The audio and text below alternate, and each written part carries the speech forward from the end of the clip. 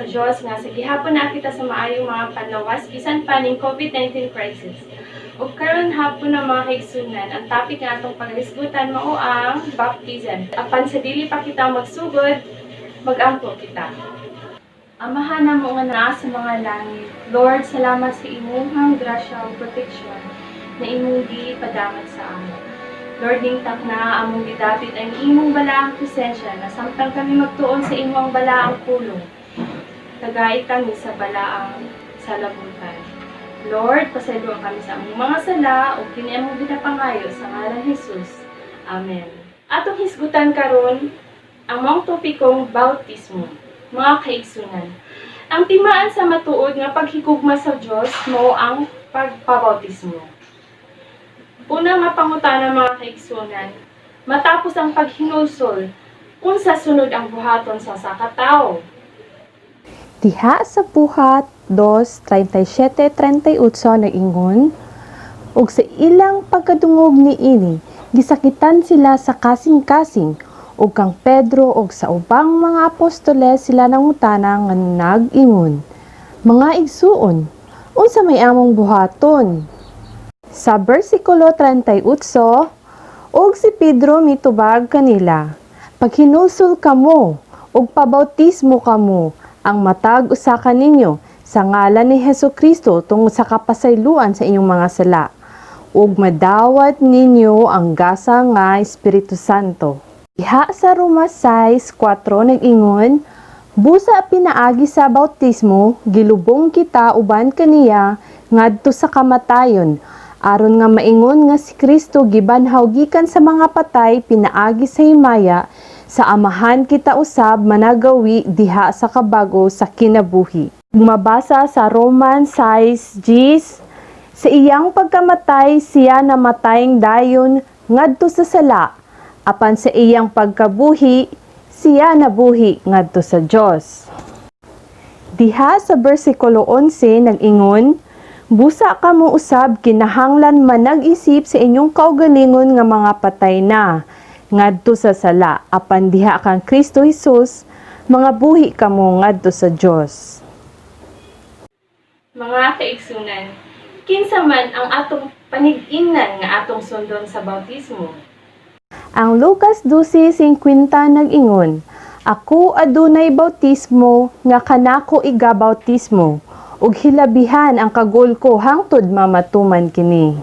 Sa Mateo 3:15-17 nag-ingon, si Jesus mitubag kaniya, itugot lang kini karon kay angay kanato ang pagbuhat ni ini, aron sa pagtuman sa tibuok nga pagkamatarong, ug siya mitugot na lang.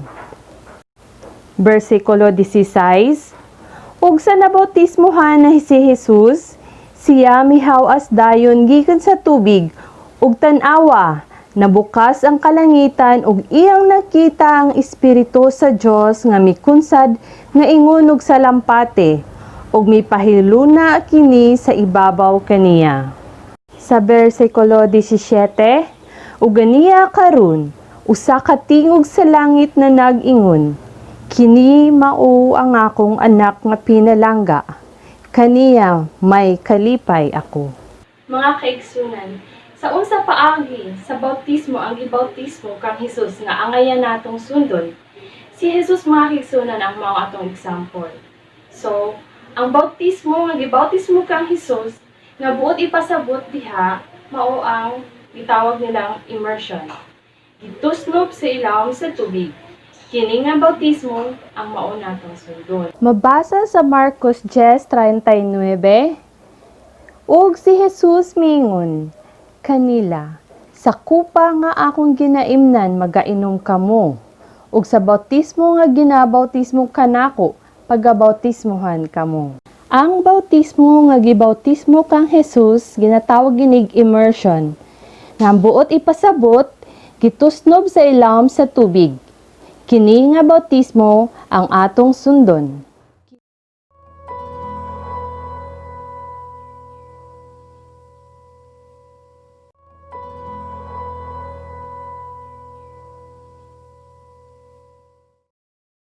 Kini ang mga ehemplo sa mga unang panahon. mga practices ng pagbautismo ug hangtod karon naagihimo kini.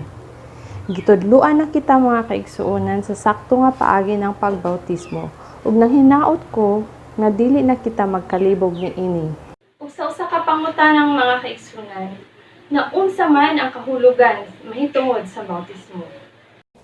Baptism symbolizes and declares our new faith in Christ and our trust in His forgiveness.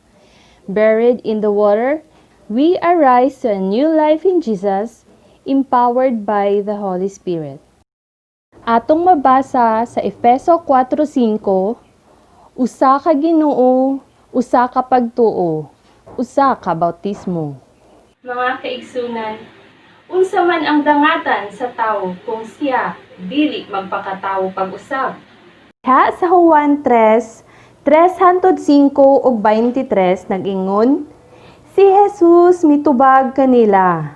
Sa pagkatinuod, magaingon ako kanimo, gawas kun ang tao igaanak pag-usab, dili siya makakita sa gingharian sa Dios.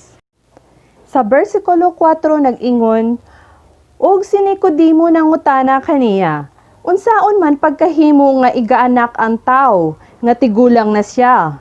Makasulod pa ba siya pag-usab sa taguang kansayang inahan, og mahimugso?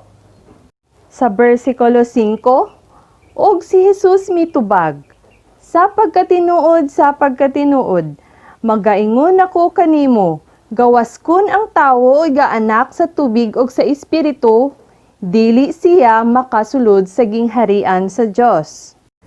Versikulo 23. Og si Juan usab nagpangbautismo didto sa inon duol sa Salim, kay didto daghan man ang mga tubig, ug ang mga tawo nangadto og gibautismuhan sila. Unsa man ang dangatan sa usa ka tawo, tapos siya mabautismuhan. Mabasa sa 2 Corinto 5:17 na nag-ingon, busa ko ng tao na kang Kristo, siya bag-o nang binuhat. Ang daan nga butang nagpangagi na, tan-awa ang bag-ong mga butang nahiabot na. Unsa man ang mga kinahanglanon sa dili pa ang tawo magpabautismo. Mabasa diha sa Mateo 28:19-20 nag-ingon, busa panglakaw kamo ug himuan ninyong mga tinun-an ang tanang kanasuran sa pagpamautismo kanila sa ngalan sa Amahan ug sa Anak ug sa Espiritu Santo. Versikulo 20, nga magatudlo kanila sa pagtuman sa tanan nga akong gisugo kaninyo. Ug tan-awa, ako magauban kaninyo sa kanunay hangtod sa katapusan sa kapanahunan. Kini ang mga kinahanglanon sa dili pa ang tawo magpabautismo. Una, paghinusol sa mga sala. Ikaduha, pagtuo sa Ginoo. Ikatulo, pagtuman sa mga sugo sa Dios. Ikaupat, paghigugma sa Dios. Ug ang ikalima, ang pagpabautismo. Mga igsuon, linibo na ang nindawat sa santos nga bautismo.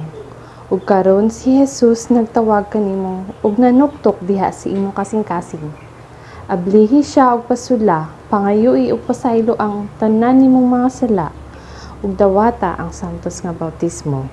Kung ang tawo mga kaigsunan dili mo tuo og magpabautismo, unsa may iyahang samputan? Sa Marcos 16:15-16, ug siya miingon kanila, panglakaw kamo sa tibuok kalibutan ug iwali ninyo ang maayong balita ngadto sa tibuok nga kabuhatan. Ang motuo og magpabautismo maluwas, apan ang dili motuo pagahukman sa silot. Igsuon sa mga ulahing panahon, ang motuo og magpabautismo maluwas ug makaanha sa gingharian sa langit.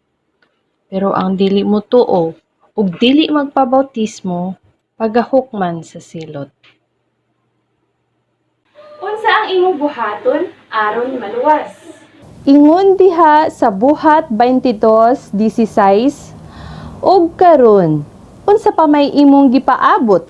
Tumindog ka og magpabautismo, ug hugasa ang imong mga sala, pinaagi sa pagtawag sa iya ngalan. Ang Lucas 7:30 nag-ingon, apan ang mga Farisiyo ug ang mga batid sa balaod misalikway sa katuyuan sa Dios alang kanila. Sanglit wala man sila magpabautismo kang Juan. Mga higala, atong himuon na si Jesus mo ay kapitan sa atong matag kaugalingon. Kay siya man nagpalansang sa krus, tungod sa iyang dakong kugma diri kanato. Ug tungod kay kita man makasasala, aron kita makabaton anang kinabuhing dayon. Sa Mateo 10:32-33, busa, bisan kinsa kadtong magasugid kanako sa atubangan sa mga tawo, ako magasugid usab kaniya sa atubangan sa akong amahan nga atua sa mga langit. Apan bisan kinsa nga magalimod kanako sa atubangan sa mga tawo, igalimod ko usab siya sa atubangan sa akong amahan nga atua sa mga langit. Mga higala, diha sa Juan 3:16 nag-ingon, kay gihigugma pag-ayo sa Dios ang kalibutan, ug tungod niini gihatag niya ang iyang bugtong anak, aron ang tanan nga motuo kaniya dili malaglag, kundili makabiton hinuon sa kinabuhing dayon. Ug unya dito sa mga langit mga kaigsunan, dakong welcome ang mahitabo sa atoa. Kini mao ang akong pag-ako.